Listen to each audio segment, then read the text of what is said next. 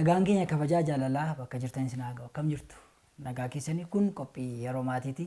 Egaa qophii yeroo maatiitiin guyyaa irraa bulchiinsa magaalaa Shaggar kutaa magaalaa Eqqaa Taafotti argamneeti kan itti jirru. Egaa mana Obbo Eliyaas Oliiqaa jechuudha. Egaa isaan ijoolleen isaanii barnootaan cimoodha. Muuxannoo maatii kanaa isiniif qooduudhaaf gara kana dhufneeti kan itti jirru. Kanaaf amma xumura qophii keenyaatti filannoon keessan chaanalii keessan OBN Gaammee ta'uu isiniin jenna nu waliin tura. Egaa ani isinii wajjin wal bareen jira. Mee isin immoo daawwattoota keenya wajjiniin maqaa maatii keessanii wal nuuf barsiisa. Ani maqaan koo Eliyaas Oliiqaa jedhama. Akkasumas abbaa Keeraaj, Taliilee, Amartii fi abbaa warraa Taaddalech Nadhiiti. Maqaan koo Taaddalech Nadhiin jedhama. Haadha Keeraajiif haadha Taliilee akkasumas haadha Amartiiti. Talagaa ijoolleen keessan barnootaan cimoo kan ta'an mana barumsaa isaaniirraa dhageenyeeti kan itti dhufne. Mee akka maatiitti maal irratti hojjechaa turtanii? Ijoolleen keessan immoo barnootaan maal fakkaatu?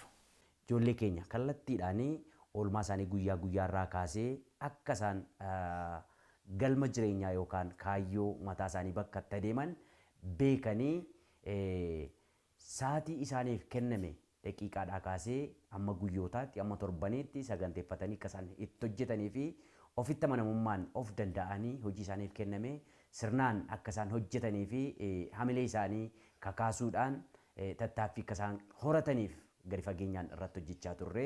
Kanumarraa ka'es isaanis barattoota cimoo fi of danda'anii gama hundumaan karoora baafatanii akkaataa sagantaa isaaniitti guyyaa guyyaan haala oolmaa isaanii barattoota irratti hojjetanidha. Kanarraa kan ka'es milkaa'ina gaarii qabu.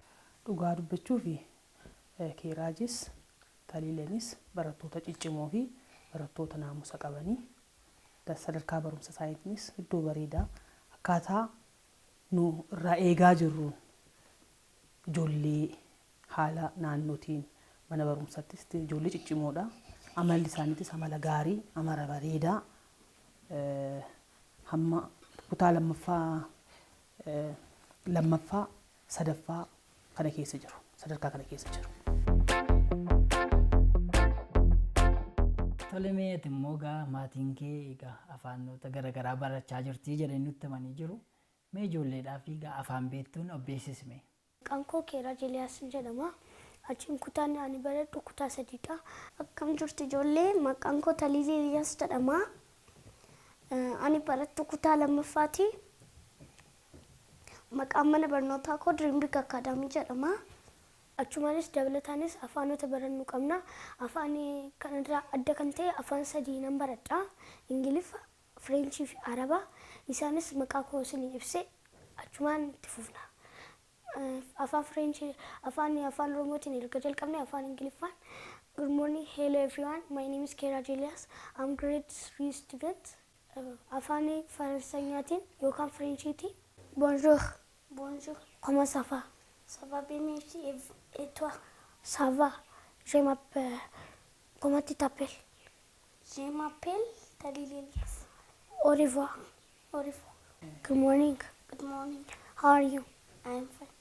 Thank you. And you? What's your name? My name is Taliilee Eliyaas. What's your name of your school? My school name is Dreambig Academy.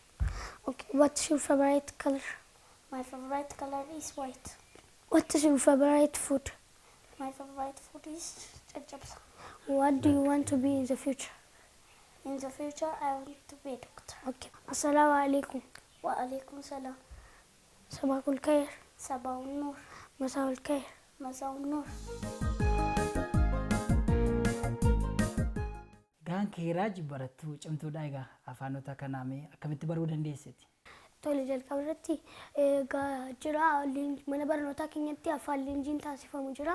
Isaanis barsiisonni keenya barsiisota afaan garaagaraatiin qaban dhufanii nu barsiisu. Hamma dandeenya wanta gaafanne afaan nuyi beeknuun afaan isaan beekaniin gaafa gaafannutu afaan isaan beekan nu ibsuu danda'u. Afaanota leenjii kana argachuudhaafis immoo karaa mana barnootaa keenyaanis maatii keenyaanis godhamaa jira. Baay'ee namatti tola. Egaa ijoollee argitanii Keeraaj afaanota garaagaraa barachaa jirti. Afaan kanaanis nagaa isin gaafatte. Akkuma kanallee obboleettii isheetii wajjin illee haasaanii nutti agarsiisanii jiru miti. Mee afaan barachuun yookaan afaan garaagaraa barachuun maaliif nama fayyada?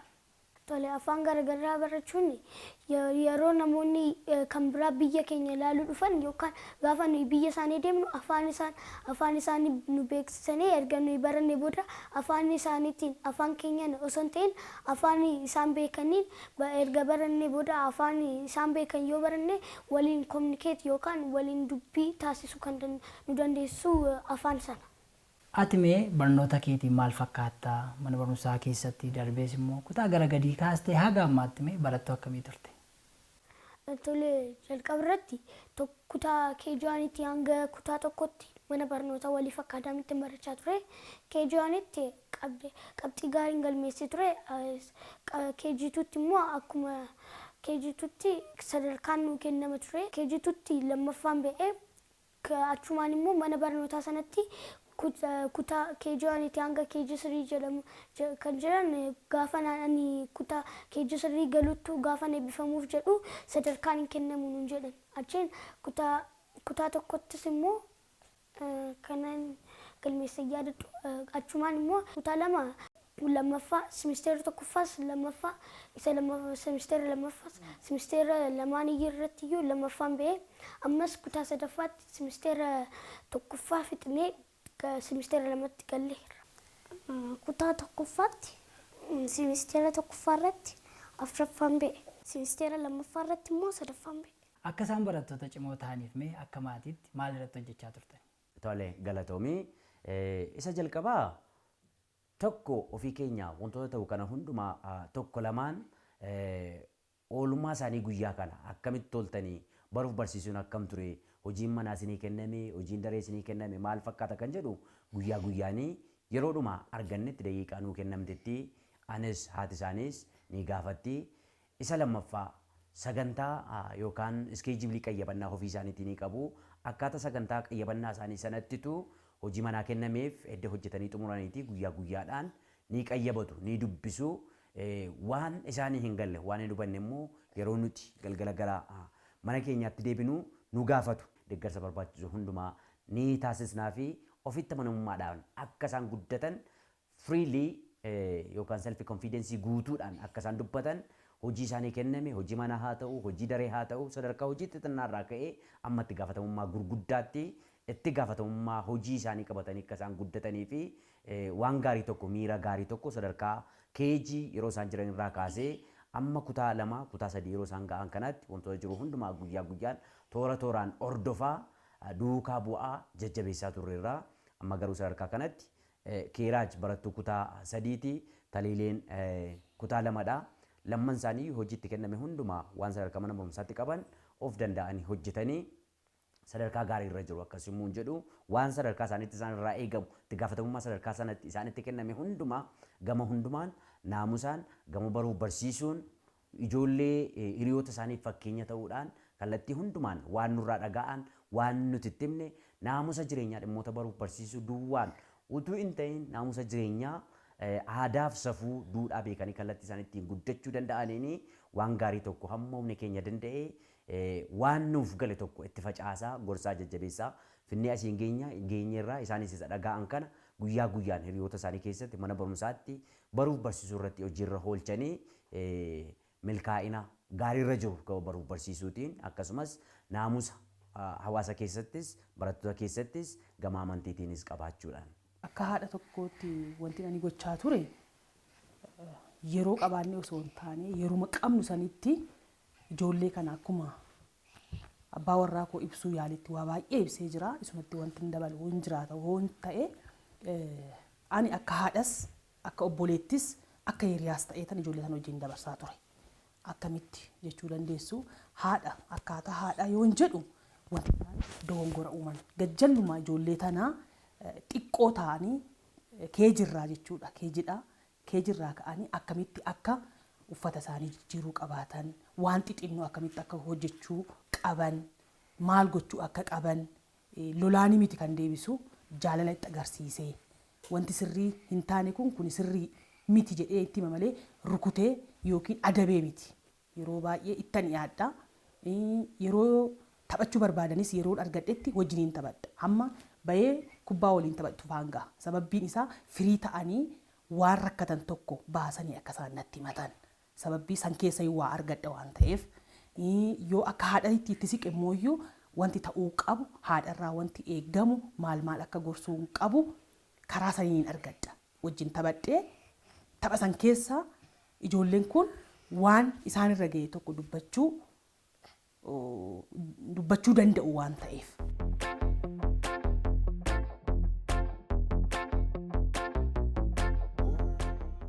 Jalqaba irratti asumaan kutaa keejaan itti jalqabe guyyaan alalleetii kaasee kan na gargaaraa ture maatii koodha. Manattis gaafa isaan galan wanta gaaffii natti ta'e karaa barumsaa ta'uttis karaa waan hundumaatiin waan gaaffii natti ta'e nan gaafadhaanii tokko jalqabaa deeggarsa maatii kootiin akkan barattuu cimtuu ta'u na gargaare. Kan biraatiin immoo karaa mana barnootaatiin barsiisonni koo erga na gargaarsa isaaniitiin waan achitti taasifamu mana barnootaa kan dhufnuuf waa argachuuf waan ta'eef barsiisota achi jiruun deeggarsa argachaa jirra.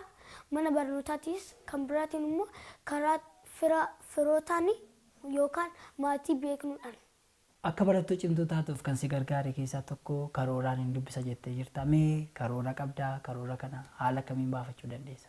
Tole, karoora kooti jalqaba irratti karoora kooti gaafa kaanu mana barnootaattis karoorri nu bee jira. Mana barnootaatti gaafa galu immoo wantoota tooraan nan hojjedhu qaba. Guyyaa tokko barnoota sa'aatii 9 kaasee kan barannu qabna. Gaafa akkasii kitaabota 3 dubbisa. Guyyaa kaan immoo guyyaa 2 qofa immoo kitaaba itti daddabalee dubbisa. Kanaafuu karoorri koo waan akkanaa fakkaata. Gaafa achittis immoo mana barnootaa gaafa sa'aatii 9 kaasnee barannutu achitti hojii mana hojjennaa. Wantoota tokko herreega fa'aa maatii fa'aa achitti shaakalla. Karooraan dubbisuun immoo faayidaa maalii qaba? Tole, jalqaba irratti kan warra fakkeenya fudhachuu dandeenya. Ijoollee qabxiin isaanii gad bu'aa ta'ee fi ijoollee qabxiin isaanii ol ka'aa ta'e tokko ta'e keessa ijoolleen kan ol ka'aa qaban karoora ittiin dubbisu sa'aatii isaan qabanitti hin qisaasessanii kana inni balleessan jechuudha. Kan biraatiin immoo gara kan biraatiin immoo ijoolleen gadi bu'aa ta'anii karoora hin qaban ta'uu danda'a. Sa'aatii isaanii yeroodhaan balleessu. Sa'aatiin immoo sa'aatiin har'a darbee lammaffaa dhufuu hin danda'u, haaraatu dhufa. Kanaafuu sa'aatii ofitti fayyadamuu fi karoora baafachuun galma guddaan abjuu wanta nuyi karoorfanne sana bira akka geenyu nu taasisa. Ijoolleen maatiirraa yeroo barbaadu mee akka maatii kanaatti yeroo kennuu fi jaalalatti agarsiisuun maatiin kun maal fakkaata? Keessattuu bara amma keessa jirru kana keessatti yeroo maatiinis kallattii garaagaraatiin ko'oommatu yookaan biizii ta'u akkasumas yeroo itti atteeshiniin barattoota yookaan dhaloota kanaa kallattii garaagaraatiin hatamu kana keessatti maatiin qabeenya qabu ismaartifoonii, taabileetii, kompiitaroota wantoota teekinooloojii wal qabatan garaagaraa bituu fi caalaa inni baay'ee guddaaf murteessaan yeroo ofii kennuufidha jedhee yaada. Ijoolleen kun kan isaan ittiin guddatan, kan isaan irraa baratan, kan isaan irraa dhaga'an, kan isaan modeela godhatan inni jalqabaa maatiidha. Maatirra darbee hawaasa bal'aadha. Sanarra darbee barsiisota waan mana barumsaa isaaniitii argatanidha. Kanaaf qabeenya gurguddaa yookaan wantoota bakkeedhaan mul'atan mateeriyaaliin wal qabatan caalaa maatiin yeroo kennee fi barattoota kana gorsuun, jajjabeessuun haalli oolmaa keetii kam ture? Maalirra jirta? Akkamitti qayyabachaa jirta? Akkamitti dubbachaa jirta? Hawaasummaan yookaan hiriyoomni, michoomni ati ijoollee hiriyoota kee wajjin qabdu, kabajati namaaf qabdu maal fakkaata jechuun naamusa gaarii hundumaa caalaa dhaloota kana keessatti wanti baay'ee murteessaaf barbaachisaadha jedhee an amanu inni jalqaba karaktariidha. Amala, naamusa. Dhaloonni amalaaf naamusaan kallattii hundumaan sodaa waaqaas qabu, safuu hawaasa isaa beeku, aadaa isaa beeku, eenyummaa isaa beeku kallattii hundumaatti dhaloota milkaa'uudha jedhee waan hin amanuuf isa kana sadarkaa gajjallaa yookaan sadarkaa xinnummaa isaanii waggaa 3-4 yeroo isaan ta'anii kaasnee inni kun sirriidha. Inni kun sirrii miti. Akkasitti hojjedhaa, akkasitti dubbadhaa, akkasitti uffadhaa, akkasitti deddeebi'aa. Hawaasa keessa gaafa adeemtan mana amantii keessatti, mana barnootaa keessatti akkaataa isaan itti deddeebi'an, akkaataa isaan itti hojjetan waan isaan irraa eegamu toora tooraan yeroo qabaannee fi haati isaanis anis akkaataa yeroo arganneen tokkoon daqiiqaa argannu keessatti waan gaarii tokko qalbii isaanii irratti ilaalcha isaanii irratti karaa isaaniitti milkaa'uu danda'an karaa isaaniitti gama baruuf barsiisuun kallattii hundumaan gama hawaasummaan karaa hundaan iyyuu akka isaan ijoollee milkaa'oof ijoollee kompiitaantii ta'anii akka isaan guddatanii fi yeroo keenya kenninee fi qabeenya yookaan mateeriyaalii wantoota kallattii garaagaraan mul'atu duwwaa utuu hin ta'in hamma humni keenya danda'e yeroo keenya kennineef irratti hojjechaa turre. Kanaaf inni kun baay'ee murteessaadha jedheen amana maatii kan biraatiif illee. Akkuma jenne kallattii yeroo qabnu sanitti wanti nu goonu hojiidhaa hoo galle kallattumaan ijji keenya isaanirra. Sababbiin isaa guyyaa muluu isaanii guyyaa guutuu isaanii wajjin oollu waan ta'eef yeroo galle sanitti uffata keenya jijjiirree ijoollee keenya ilaallee har'a maal qabdan maal barattanidha.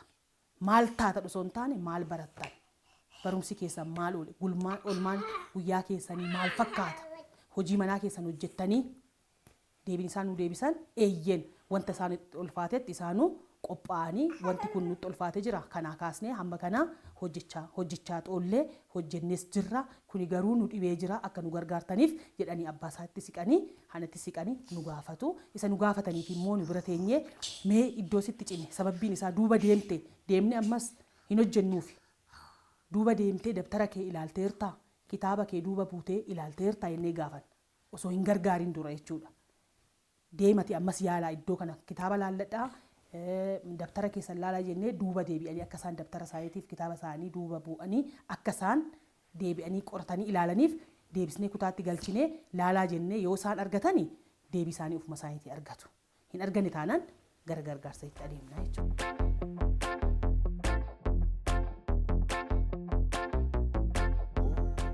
Barataan tokko gaa naamusa yookaan dambii mana barumsaa kabajuu qaba.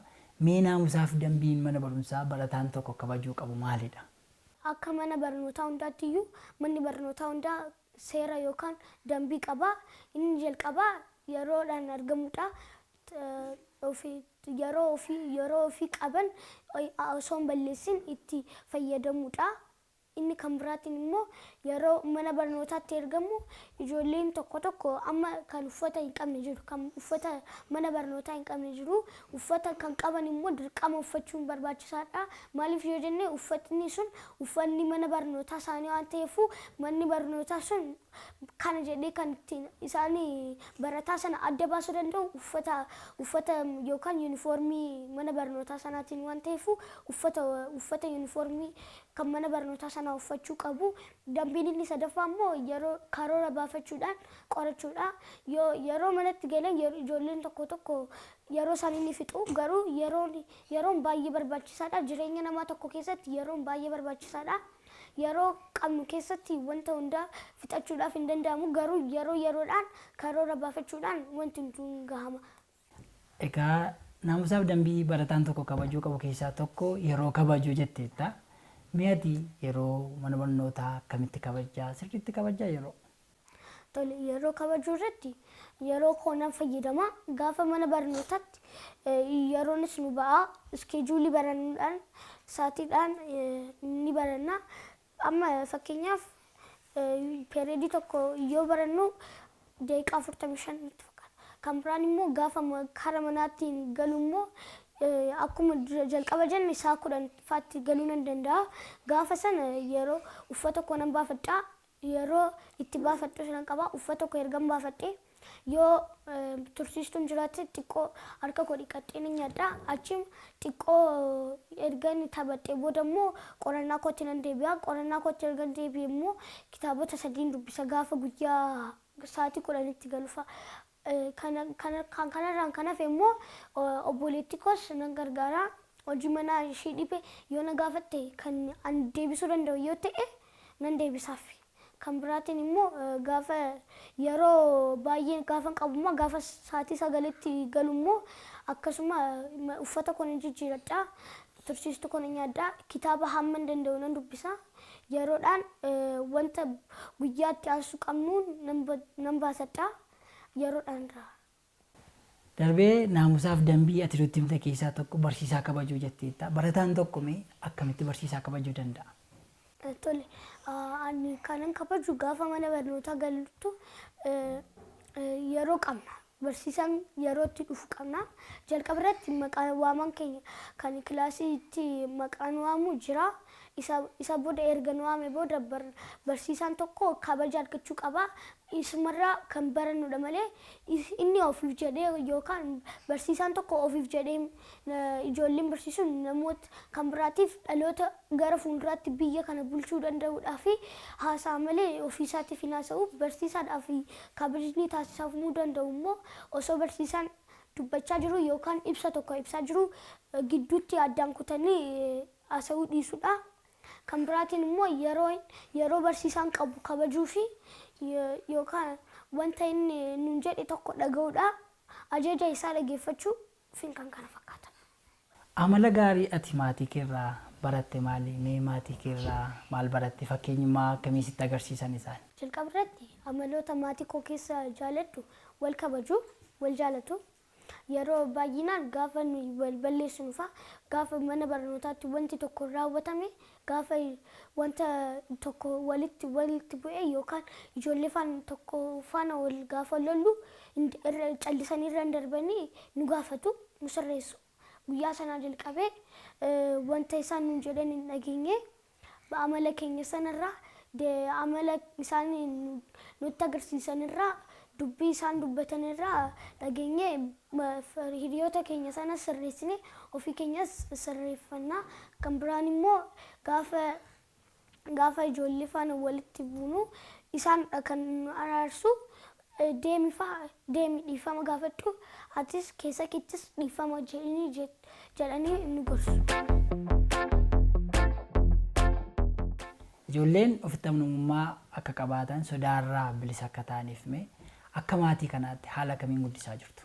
Ijoolleen maatiirraa, mana barumsaarraa, barsiisaarraa, hawaasa bal'aarraa hanni isaan barbaadan kan jalqabaa jaalala maatiin yoo itti agarsiise, abbaan yoo jaalala itti agarsiise, waan isaan gaafatan, waan isaan baruu qaban, ijoolleen kun gara addunyaa kana gaafa dhufanii waan nuti itti himne, waan nuti itti agarsiisne kanatu qabataa guddatu. Isuma sanas hawaasa bal'aa keessatti calaqqisiisu.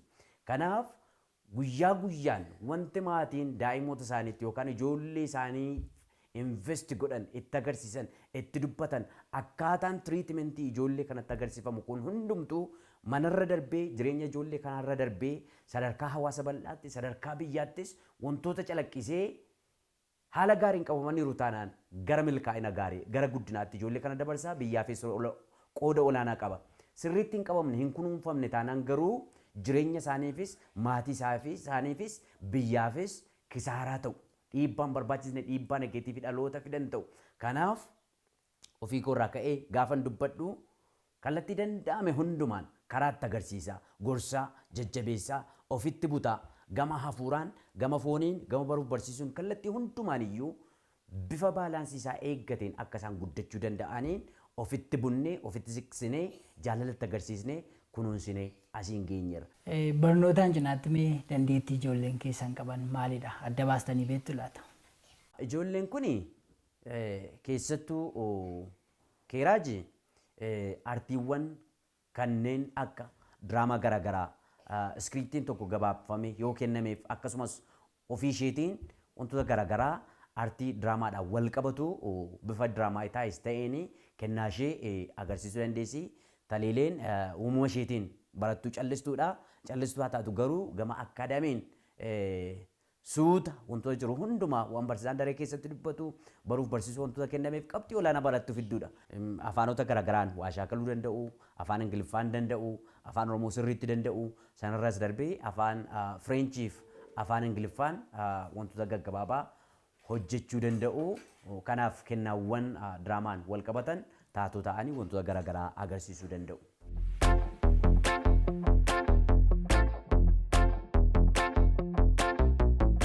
Egaa ati barattuu cimtuudha.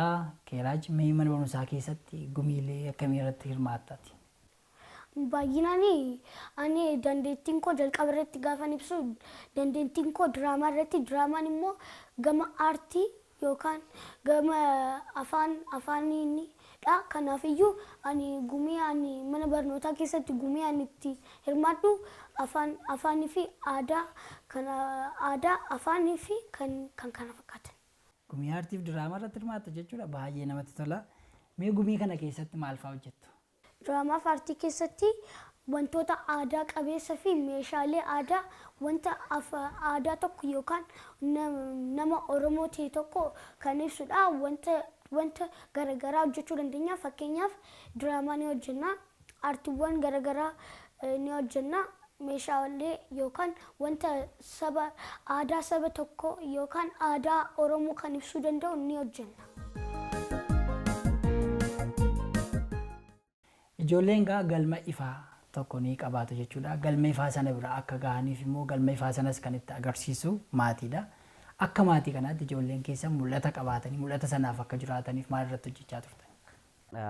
Tole galatoomii amma sadarkaa kanatti ijoolleen keenya kun mul'ata isaanii egeree isaanii gara fuulduraa sadarkaa gajjallaa kanarraa ka'aniitu kaa'achuu eegalaniiru. An kanan ta'a abjuu guddaa qabaachuu akkamitti akka danda'an karoorfachuu akkamitti akka danda'an karaa mana barumsaa isaaniitti agarsiifama.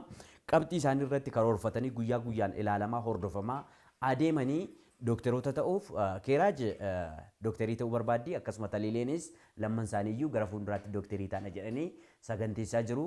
Egaa caalaa amma danda'ame gama mana barumsaa irratti hojjetamaa jira. Hundumaa caaluu kennaa isaanii dandeettii isaanii fedha isaanii kanarra dhaabannee akkuma amma irratti hojjetamaa jiru gara fuulduraatti ija isaa waliin kan arginu ta'a yoo jaalala waaqaa ta'e. Dura fedhii isaanii gaafanna. Ati amma barattuu cimtuudha. Barattuu cimtuu eega taate immoo gara fuulduraa maal ta'uu barbaadda jennee ijoollee keenya tokkoon isaanii hin gaafanna. Yommuu gaafannu kana akkuma baay'een isaanii ibsuu yaaletti keeraaj dooktoran ta'a, taliileenis dooktoran ta'a. Dooktora ta'uuf immoo maaltu sin barbaachisa kan jedhu waa'ee dooktorummaa irratti akka isaan hamma uffata dooktoraa hodhisiisuu fa'aa geenye jirra qaban.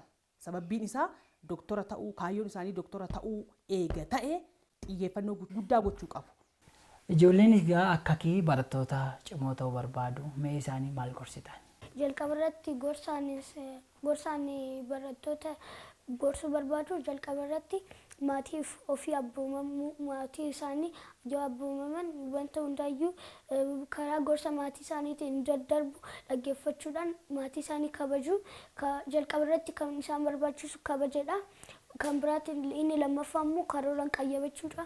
Yoo karooraan qayyabatan sadarkaa yookaan sadarkaa gaarii galmeessuu dandeessu yookaan afreejii gaarii galmeessuu dandeessu. Inni kan biraa immoo barsiisota keessan dhaggeeffachuu. Maatii koo galatoomaa anis akkuma isin deeggarsa naa gootan dhaloota fuulduraatiifis ani fakkeenya nan ta'a guddadhes wanta gaarii bu'aa tokko isin buusan nan barbaada. Dhaloota bor biyya kana jijjiiru horachuudhaaf gaheen maatii olaanaadha. Maatiin maal gochuu qaba? Gaheen maatii maal ba'uu qaba? Barattoonnis immoo gahee akkamii ba'uu qabu? Maal gorsitu? Sadarkaa maatiitti inni jalqabaa maatii irraa kan eegamu abbaaf haadha dabalatee kallattii hundumaan akkaataa amantii isaaniitti, akkaataa duudhaa isaaniitti, akkaataa hawaasa keessa jiran kanaattitu maaltu irraa eegama? Maaltu safuudha? Maaltu immoo safuu cabsaa? Haalli uffata isaanii, haalli hojii isaanii, haalli dubbannaa isaanii, haalli jireenya isaanii maal ta'uu qaba kan jedhu maatiin sirriitti itti agarsiisuu qaba. Yeroo kennuufii qaba, hordofuu qaba, ba'umsa isaanii, galumsa isaanii, yeroo isaanii akkamitti fayyadamuu qabu kan jedhu gama maatiitiin wantoota eegamu hundumaa mateeriyaalota meeshaawwan barbaachisan hundumaa bibbituu fi caalaa yeroo kennanii fi jaalalatti agarsiisanii kunuunsanii qabaa gaariitiin daa'imoota kana guddisuu qabu jedheen yaada. Yeroo dheeraa almost edda isaa waggaa 8-9-10 ta'anii sadarkaan instituushinii gurguddaa yuunivarsiitii fi haayiskuulii edda isaan ga'anii dhamaatii guddaa dadhabbii guddaa kisaaraa guddaa itti kassaruu caalaa gajjallaa irraa kaasanii sadarkaa dhaloota isaanii irraa kaasanii waan isaan beekuu qaban waan isaan gaafan karaaf kallattii sirrii itti agarsiisanii ol baasuun akkuma mammaaksa Oromoo keessatti gogaan jiidhaatti marama akkuma jedhamu sana sadarkaa gajjallaatti waan irraa eegamu waan sirrii akkaataa aadaaf duudhaa saba keenyaatti qaranii sirreessanii waan ta'uu qabu gara hawaasa bal'aatti gara mana barumsaatti utuu isaa hin dhaqeen dura waan irraa eegamu toora tooraanii maatiin kun qajeelchee hoogganee gorsee sirreessee waan gaariif waan hamaa hundumaarraa gargar baasee qulqulleessee itti himuun maatiirraa eegama jedheen amana. Wanti haati yookiin maatiin tokko gochuu qabu guutumaan guututti garaa keenya guutuudhaan fedha isaanii guutuudhaaf boruus immoo iyyuu jijjiirama irratti arguudhaaf guddatanii adabuurra guddatanii mucaan koo akkas jennee dubbachuurra jalqabumaa waan isaan barbaachisu akkamiin akka isaan guddisuu qabnu akkamiin haasofsiisuu qabnu haalumti dubbannaa keenya iyyuu maal akka fakkaatu of ilaallee daa'ima keenyatti agarsiisuu dandeenya. Ijoollee mana jiraniin waan maatiin isaanii godhan dhaggeeffachuu, gorsa maatii dhaga'uu, gorsa abbaaf haadhaa keessattuu gorsa abbaaf haadhaa dhaga'uun nu haadha abbaadha. Mana barumsatittis haadha abbaadha. Wanti garaagarummaa godhu tokko hin jiru waan ta'eef dhaga'uudha. Walumaa galatti gorsa namni guddaan tokko namaan jedhe dhaga'uudha. Daawwattoota keenya egaa haga yoonaatti kan isin daawwattan kun qophii yeroo maatiiti. Qophii yeroo maatii guyyaa har'aatiin egaa muuxannoo maatii barsiisaa Eliyaas Oliiqaa biraan geenye ture. Egaa maatiin kun ijoolleen barnoota isaaniitti akka cimaniif akka barsiisaa tokkotti egaa dirqama isaaniirraa eegamu baachaa akka jiran ijoollee isaanii haala gaariin hordofaa akka jiran nutti himaniiti kan isaan jirani.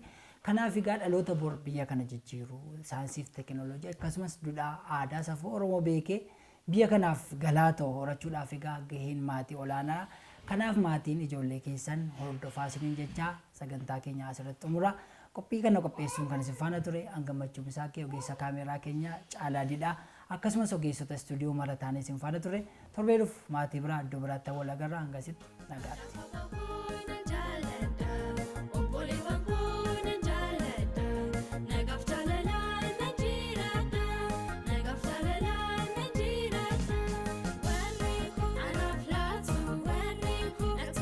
So